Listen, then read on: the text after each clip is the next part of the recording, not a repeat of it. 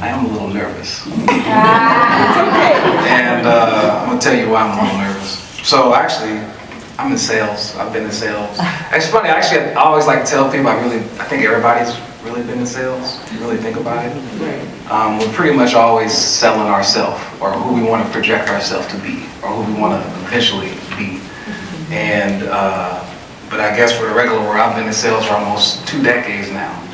And I talk all the time.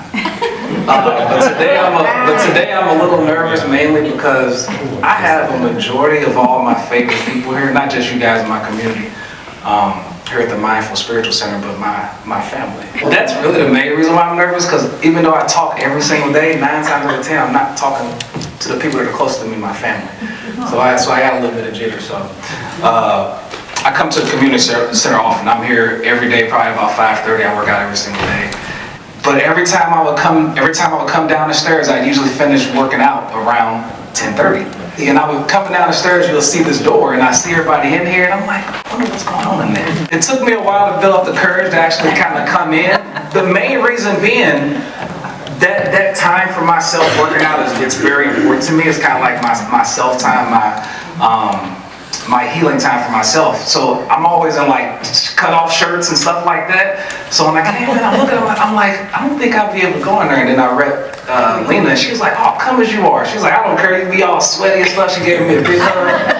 And but when I saw Sundrag and I saw the hat and I saw the face shirt, I was like, that's a cool dude. And I was like, it has to be something cool going on in that room. And then the rest is history. And I've been coming ever since. And I'm so thankful to have my family. My wife and I, when we first met, we bonded over music. That was our big thing. One of the things I love to do with the technology that we have, go to YouTube and look up, who these artists really were at home. And one of those artists I like to listen to, his name is Dion. He grew up kind of rough in New York, and I got a chance to listen to one of the stories he told. And him being the type of person he was big into rap at the same time. He's a little rough around the edges, he grew up rough. And he told a story about one day he went to his grandmother's house, and his grandmother's house was the house where everybody went to. And him being, I think he was probably like 7 years old, he was saying, I was just a young boy. And it was more about my instincts. He said, his grandma would be like, hey, make sure you don't go in this yard, and you stay in the backyard, you do this and that. And him being a 7-year-old boy, he didn't listen. And he said he saw this massive butterfly. And he said the butterfly was the size of his hand. And he said it was a monarch butterfly. And he said he just got infatuated with it. He was like, oh, I gotta catch this butterfly. And he wound up jumping the fence of his grandmother's neighbor. And his neighbor had this beautiful yard. He said it was only like maybe 5 by 5, it's smallest in New York. But he said it was beautiful, and it had all these wild flowers in it. But he had to catch this butterfly. He jumped over the fence, he finally caught this butterfly, right? He said he put it in a jar. He took it home, he had it in a jar, and then he said the next day it died.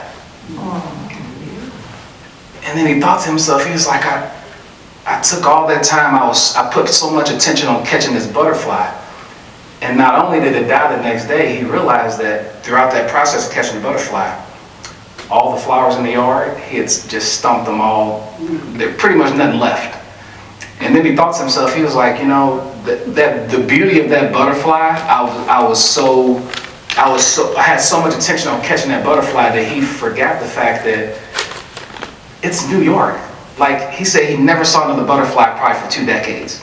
And it's rare to see a monarch butterfly in the middle of New York, imagine it. But it just happened to be that this neighbor that his grandmother had created this small environment, a beautiful environment.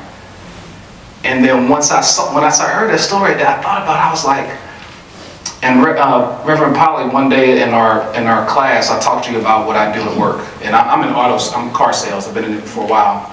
And one of the things I love to do is I've created this it's pretty much my personality now. Whenever I meet someone for the first time, I like to make sure I at least try to give them a compliment on something about them. I feel like what you put on your body in the morning is the most important thing. Because if you really think about it, before you go to bed, think about what am I going to wear in the morning? And then when you wake up, that's the first thing you do is you put whatever you're going to wear on, however you're going to represent yourself for the day to the world. So I always try to make sure I compliment everyone on something. Whether it's your shoes, your hat, you always have the beautiful red lipstick that I always admire. And I always know that that's something that you probably, that's how you represent yourself. But when DMX said that, I thought to myself that neighbor, they took the time to create their own environment, to project what they want to project. But being in New York, how do you think that monarch butterfly came? It was basically just because of that garden. That was the beauty. She created, or whoever that neighbor was, he or she, they created that beauty to attract beauty. So I always try to make sure you create your environment. Whatever you put your attention to, that's what's going to come, whether it's positive or negative. That's how powerful attention is, and that's how valuable it is. So I always want to make sure that everybody puts your best foot forward when they go out into the world, but always make sure that whatever environment or however you want to be, you have to become that, and you'll project that, and then you also will attract that. Try not to chase, just become. You want to attract, not chase.